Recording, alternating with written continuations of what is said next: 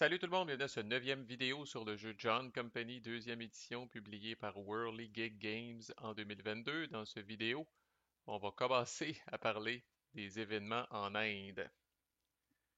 Et on n'a pas fini, là, comme je dis, ça va faire l'objet de quelques vidéos juste ce bout-là. Là. Euh, bon, si j'ai une petite critique à faire sur le jeu, c'est que cette phase-là est peut-être un petit peu trop complexe ou fiddly ou employer les adjectifs que vous voulez, là. Pour le bien du jeu. Évidemment, il faut absolument une façon que le jeu vous oppose de la résistance, sinon ça serait trop facile. Je veux dire, si tous les ordres restaient ouverts, si la compagnie gardait toutes les régions qu'elle contrôle à un moment donné sans aucun risque, là, ben, à un moment donné, ça deviendrait même plate et trop facile. Fait que ça, je le comprends. C'est pas le premier jeu semi-coop là, qui offre un engin là, tu sais, que le jeu là, tu sais, là, vous monte les dents un peu puis vous offre de la résistance, là, sauf que c'est pas mal dans les plus complexes de la gang. Puis du peu d'échantillons de joueurs que j'ai pognés, là, la majorité, là, quand on arrive ici, là, tu sais, on entend une couple de soupirs autour de la table, ça, je trouve ça triste parce que ça devrait être un événement très intéressant puis très palpitant. Mais on dirait, là, tu sais, qu'on tourne une carte, là, puis oh, câlisse, c'est pas ça, c'est quoi encore, puis il est où l'éléphant, puis qu'est-ce qu'il faut faire déjà, puis où est-ce qu'on le bouge après. Puis peut-être que je suis pas, tu sais, j'ai pas encore passé l'espèce de petite bosse, là, d'apprentissage, là, mais, euh, mais même si je la passe un jour, je vais continuer à dire que cette bosse-là, pour moi, est trop à pic. Puis, fait que je sais pas, moi, qu'est-ce que j'aurais fait? J'aurais mis plus de cartes, puis j'aurais mis du texte, là, sur les cartes, là, voici telle région se rebelle contre telle région. Le principal coupable dans tout ça, je dirais, c'est pour pointer quelque chose du doigt, c'est l'éléphant. Euh, L'éléphant sert à vous dire, là, qu'est-ce qu'il il appelle ça justement en anglais un looming crisis, ça veut dire une crise en devenir. Fait que, tu sais, dans le fond, là, l'éléphant qui est ici avec son derrière ici, puis sa tête qui pointe là, ben, ça veut dire que Maratha, présentement, a des visées sur Hyderabad. Ça veut pas dire qu'il va se passer de quoi là. On pourrait tourner juste des événements qui ont pas rapport avec l'éléphant comme tel, mais il y a de bonnes chances que si vous pigez des cartes événements, là, Maratha s'en prenne à Hyderabad. Fait que je comprends le point dans le sens où ça l'offre un peu c'est un peu comme si les joueurs avaient le genre de petite boule de cristal, mais un peu flou quand même, là, qui dit que là, ça va brasser ici, là. Dans les faits, il y a déjà de game, nous autres, qu'on s'est fait fourrer avec ça. C'est vraiment pas le temps pour la compagnie d'aller se fourrer le nez là, là. Parce que là, c'est vous autres qui allez subir les foudres de Maratha, là. Fait qu'il faut être conscient d'où est l'éléphant, puis il faut comprendre c'est quoi les différents éléments qui impliquent l'éléphant. Mon point ici, c'est qu'avec un gros deck complètement aléatoire puis pas d'éléphant, mettons, dans le portrait, ce qui serait plus simple, effectivement que le jeu serait pas mal plus random, par exemple, puis vous auriez des surprises que vous auriez pas pu voir venir. Puis là, peut-être qu'on entendrait des commentaires de style Ah, ben là, on a travaillé fort, si tout allait bien, puis là, on a pogné cet événement-là, puis ça a fucké notre game. Fait que bref, ce que je sais, par exemple, c'est que quand on arrive là, puis là, généralement, là, on va se tourner vers le SMAT autour de la table. La personne sur les 4-5 qui joue, là, qui maîtrise ça le mieux, là, puis on va lui dire, vas-y, là, roule ça, là. Euh, Instruis-nous, là, puis fais cette affaire-là, parce que nous autres, on comprend rien là-dedans, là. Parce que c'est un bout où il y a à peu près 0-0 décision à prendre pour les joueurs. Fait que c'est vraiment juste de rouler une intelligence artificielle. C'est le genre d'affaire, évidemment. Euh, Moi, je suis pas anti-app dans les jeux vidéo. On me donnerait une app pour rouler cette affaire-là, je serais content en tabarnak. Holy shit que je serais content. Ça, sérieusement, le jeu gagnerait un point sur 10 là, à ce point-là. Là. Vous me diriez, là, puis en plus, c'est un segment très très très court du jeu. Là. C'est pas comme si on avait nos téléphones puis nos iPads pendant toute la game. Là. Mais vous me diriez, hey, on arrive là, sors le iPad, flippe la carte, c'est quoi la carte que t'as pognée, où ce qui est le fucking éléphant? Puis voici, fais ça, fais ça, fais ça, fais ça, tu réponds des questions, tatata, puis là, le board state, subdate, là, ça serait vraiment merveilleux. Anyway, fait quoi, 5 minutes que je chiale, nous allons embrayer. Fait que, ok, ceci dit, il y a des belles affaires là-dedans. Et une des belles affaires, c'est ce dé-là. Ça, c'est indéniable que ce dé-là, c'est écœurant, un beau dé custom. que vous allez lancer dès que vous arrivez à la phase des événements en Inde. Puis là, ce dé-là a deux choses principalement dessus, un chiffre et un symbole de tempête avec une lettre qui correspond là, à une des trois seasons. Alors, typiquement, quand vous allez lancer ce dé-là, ça va vous dire le nombre d'événements que vous allez tirer du paquet et dans quelle saison y aura-t-il des tempêtes finalement pendant ce tour-là. Fait que par exemple, avec ce cas-là, qui est pas nécessairement le plus courant, on va voir les différentes faces du dé. Là. Ça, si on roule cette face-là, ça veut dire qu'on va piger deux événements, puis qu'il y a une tempête dans l'est. Fait qu'on va tout de suite régler la tempête. Qu'est-ce qui arrive en cas de tempête? Ben, premièrement, les bateaux extra puis les bateaux de compagnie sont complètement immunisés aux tempêtes. Les bateaux d'extra, et oui, vous allez les enlever à la fin du tour, puis les bateaux de la compagnie, ils coûtent cher, là, mais tu sais, ça représente comme, encore là, c'est pas un seul bateau, là, mais ils sont plus durables, sont plus facilement renouvelables. Fait que ce que ça va venir faire chier, c'est les bateaux des joueurs, exclusivement. Fait que pour chaque bateau de joueur dans une saison qui est frappé par une tempête, souvent ça va être le propriétaire du bateau. Le propriétaire du bateau va lancer un dé. Alors sur un 1 ou 2, c'est encore le même principe, il faut rouler le plus bas possible. Sur un 1 ou 2, le bateau est sauf. Sur un 3 ou 4, le bateau devient fatigué. Ça veut dire qu'on le tourne ici sur son côté beige avec la lettre F. Et sur un 5 à 6, le bateau est coulé. Et vous aurez deviné qu'un deuxième résultat de fatigué sur un bateau qui est déjà fatigué, le bateau est coulé également.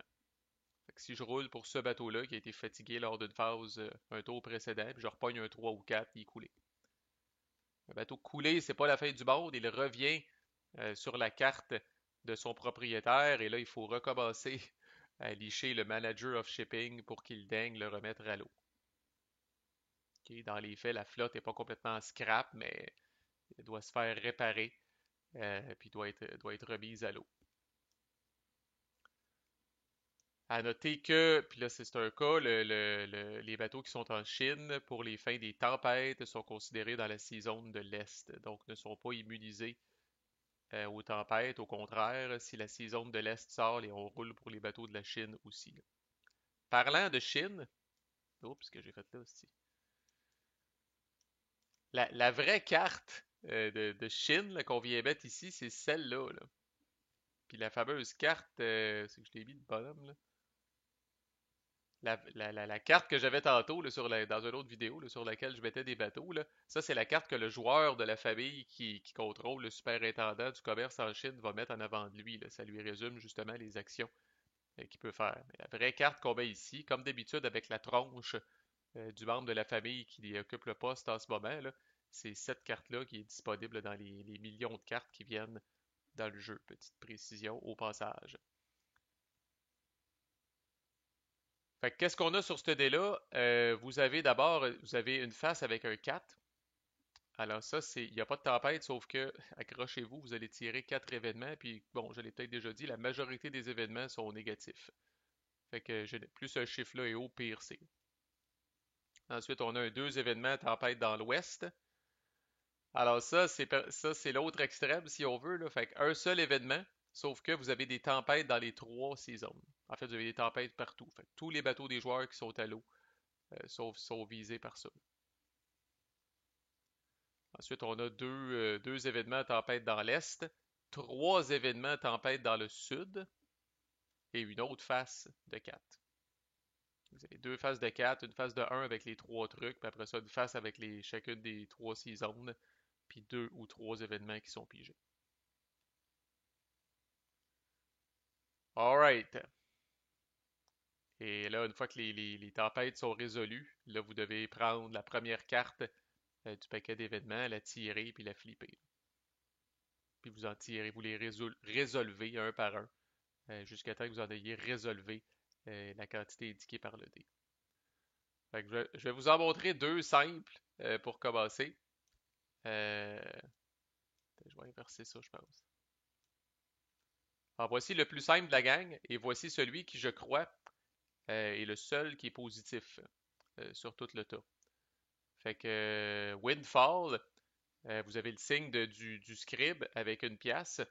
Fait que tous les scribes dans la région qui est sur... Là, il y a une... je pense que j'ai déjà parlé là, dans la vidéo d'intro, là. Ça, j'avoue, c'est une mécanique très intéressante. C'est pas évident de brasser ce paquet-là. Comme je dis, il faut quasiment le brasser en dessous de la table. Mais par contre, une fois que c'est fait, c'est vraiment brillant. Fait que vous avez vu, c'était cette carte-là qui était sur le dessus du paquet. Je la tire, je la flippe.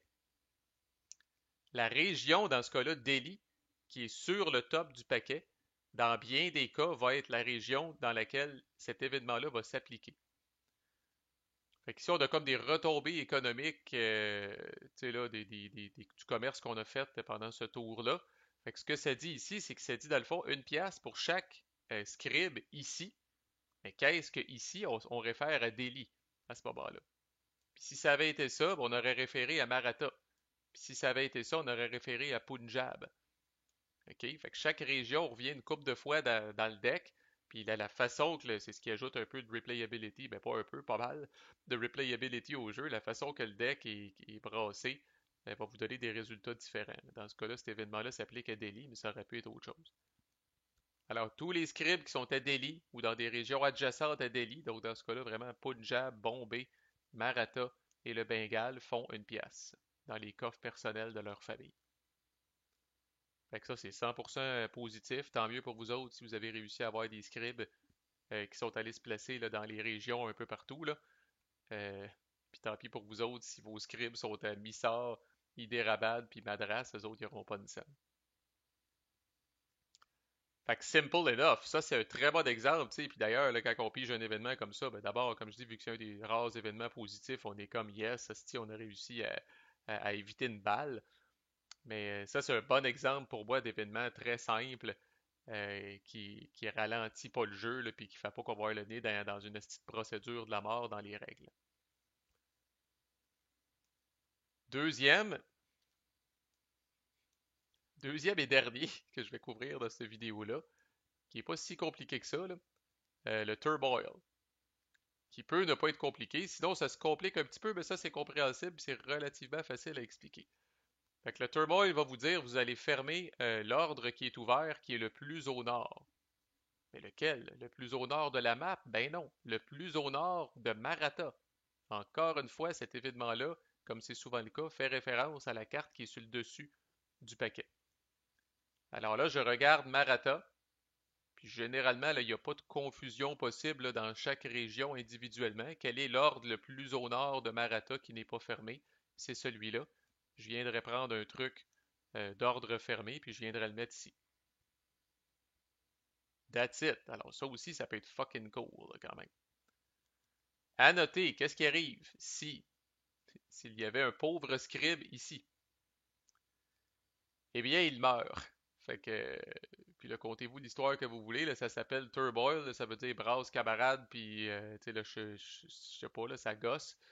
Fait que le scribe qui était là, qui venait de signer tous les papiers là, du dernier commerce qu'on avait fait là, dans cette région-là, là, il est pris puis il est lynché par la foule en colère ou je sais pas trop quoi. Là. Mais bref, quand un ordre ferme et qu'il y a un scribe sur cet ordre-là, le scribe décrit s'en retourne vraiment dans le supply.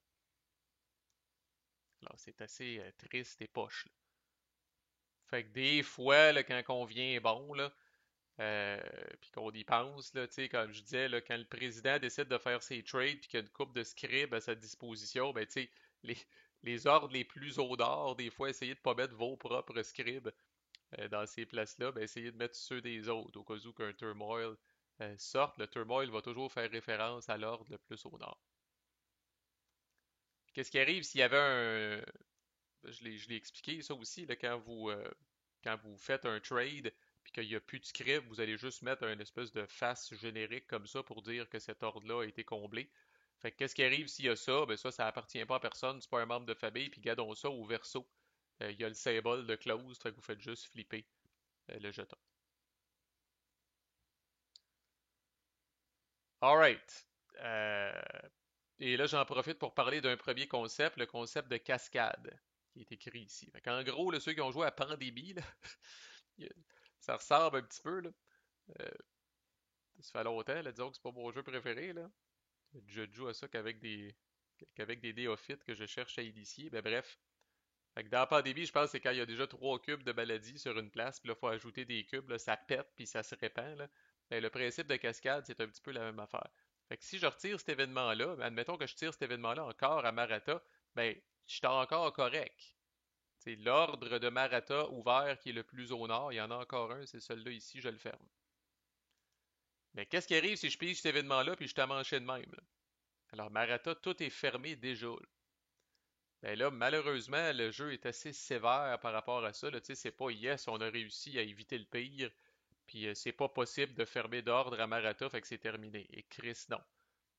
Alors, dans ce cas-là, vous allez faire une cascade à partir de Marata. Et qu'est-ce que ça veut dire une cascade? Surtout à Marata, c'est fucking dramatique en Chris, là. Mais c'est que, ça le dit, je pense, ici, là.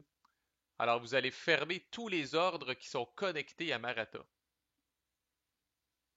Puis là, comme je dis, là, c'est extrême. Là. Si c'était arrivé au Bengale, ça serait moins pire. Les régions un petit peu plus dans le coin de l'Inde, c'est moins pire. Un Maratha, je pense, c'est la pire petite place possible et imaginable que ça peut arriver parce que c'est connecté à 4 régions.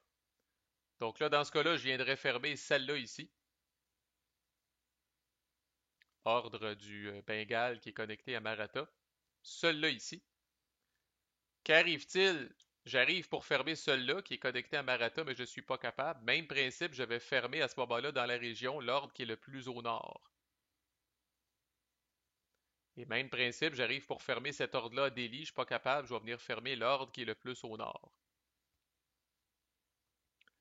Et là où ça peut vraiment, là, comme on dit, partir en couille, c'est qu'est-ce qui arrive? Bon, par exemple, si euh, même scénario arrive, je dois fermer un ordre à Maratha. Maratha est complet. Et là, j'arrive pour, entre autres, fermer l'ordre qui est connecté à Delhi. Je suis pas capable parce que lui, il est fermé. Je ferme l'ordre de Delhi qui est le plus au nord. Je suis pas capable, ils sont tous fucking fermés. Et là, à ce moment-là, Delhi va cascader elle aussi. Et là, la seule limite, si on veut, là, c'est que heureusement, chaque région ne peut cascader qu'une seule fois. Mais en théorie, euh, avec cet effet boule de neige-là, les 8 régions pourraient cascader, euh, ce qui serait débile, là. Mais les 8 régions pourraient cascader dans une même carte, là. Fait qu'il y a une limite d'une cascade par région, par événement. Fait que ça veut dire, si je repogne un autre, si je suis assez malchanceux de pogner un autre turmoil lors d'un de mes autres événements, là, alors que la majorité des ordres ont été fermés, Chris, on va probablement me retrouver que tout va être fermé en Inde, là. Ce qui est incroyable, parce que c'est très dur d'ouvrir des ordres. En tout cas, de manière pacifique, c'est très difficile. Avec le Director of Trade, c'est long, c'est lent et c'est difficile. Probablement qu'on va devoir le sortir les gros bras puis aller conquérir ces régions-là pour venir ouvrir les trucs, là. Fait qu'un exemple un petit peu plus, entre guillemets, complexe. Fait que là, je vais le faire au complet. Là, qu'est-ce qui arrive si ça se produit à Marata? Bon, ben, j'essaye de fermer l'ordre le plus au nord de Marata. Il est fermé. Toutes les ordres sont fermés à Marata, donc Marata cascade. Fait que Marata va venir fermer ça ici. Elle va venir fermer ça ici. Tous les ordres qui sont connectés. Elle arrive pour fermer celui-là ici. Elle n'est pas capable. Elle va fermer celui qui est le plus au nord. Elle arrive pour fermer Delhi. Elle n'est pas capable. Tout est fermé à Delhi. Delhi cascade à son tour. Alors, Delhi, curieusement, n'est pas connecté au Bengale. Alors là, Delhi cascade vers Maratha. Par contre, Maratha est complet. Et là, Maratha ayant déjà cascadé ne cascadera pas de fois de plus. Delhi cascade vers Bombay. Et ça, on le fait. Fait que l'ordre qui est relié, il est déjà fermé. Est-ce que j'en ai un autre? Oui. Et scribe bleu, bye bye. C'est l'occasion de rappeler que quand on ferme un ordre et qu'il y a un scribe dessus, c'est bye bye. Et là, Delhi arrive pour cascader à Punjab, qui est une petite région avec juste un ordre, qui est déjà fermé. Pas capable. Punjab cascade. Là, je suis rendu à 3 régions qui ont cascadé. Punjab cascade, dans le fond, vers Delhi. Delhi est complet. Delhi a déjà cascadé. On arrête là. Punjab cascade vers Bombay. Bombay complet. Bombay cascade. Bombay cascade vers Delhi, c'est complet, puis ça a déjà cascadé. Bombay cascade vers Maratha, c'est complet, puis ça a déjà cascadé. Bombay cascade vers Missar, c'est possible. Encore là, script vers bye bye. Tac. Et là, c'est terminé. Fait que j'ai pas compté combien d'ordres j'ai fermé, là, mais si on regarde le nord de l'Inde, c'est épouvantable. Et ça, c'est une carte événement, résultat d'une carte événement de Turmoil qui m'a fait faire ça. Fait que, tu sais,